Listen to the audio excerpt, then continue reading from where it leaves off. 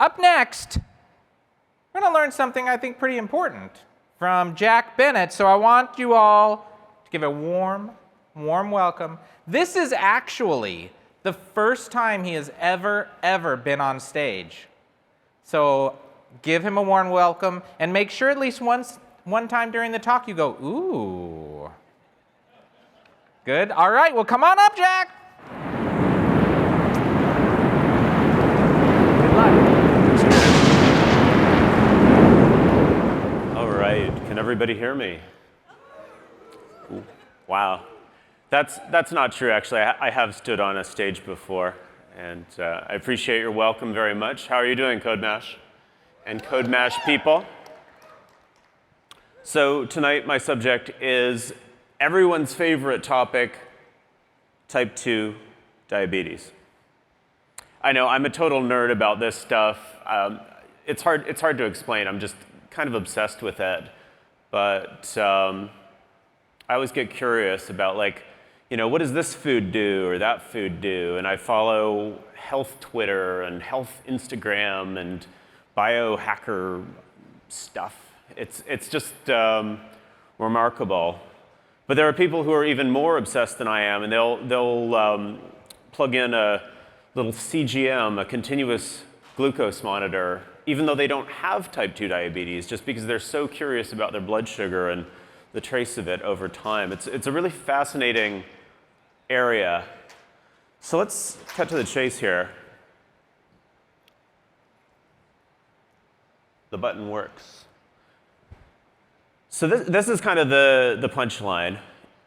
If you increase protein in your diet and increase dietary fiber, decrease glycemic carbohydrate, which means basically carbohydrate that gets digested and turned into glucose, and you decrease dietary fat, that decreases what's called the energy density of your diet, basically the calories per gram. And in turn, this, through research recently, has been shown to reverse symptoms of type 2 diabetes. There's a lot of very interesting work going on here. There's interventions using continuous glucose monitors that I mentioned. There's a company out in San Francisco called Virta Health that's doing work in this area, basically dietary interventions to reverse type 2 diabetes. And so the question might come up, well, why and how? These are three markers that you can check in addition to glucose itself, which is kind of the most important. And so HbA1c, or more commonly just A1c, is a time average of your blood glucose over the past 2-3 months.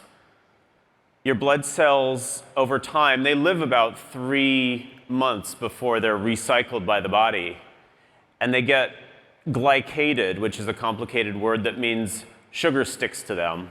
And so by measuring the amount of sugar on the blood cells, you can actually determine the time average of blood glucose, which is a useful thing.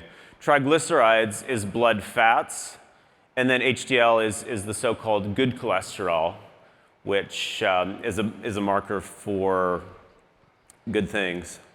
So the top two essentially refer to the amount of energy in your blood, and these are things to check to kind of determine the status of type 2 diabetes progression or regression. A high A1C is a marker for either prediabetes or diabetes, and a lower number means that disease is regressing. Now, the protein leverage hypothesis is something that was invented or observed, really, by a pair of scientists named Raubenheimer and Simpson. And what they noticed in animals ranging from locusts, primates, rats, humans, animals tend to keep eating food until they reach their protein amount, if you will, the desired amount of protein that they want. And that's not chosen consciously. That's chosen essentially by the content of the food.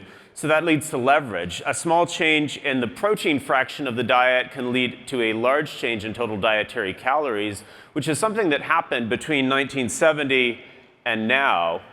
The protein content of the American diet actually decreased from around 15% down to 12 or 12.5%. And what that meant is the total calories went up. So it's funny, the low-carb people point to carbohydrates and say, it's the sugar and carbohydrates. And then the low-fat people say, no, it's dietary fat. And the reality seems to be that they're both right, and that the decrease in protein has caused a rise in intake of those other macronutrients.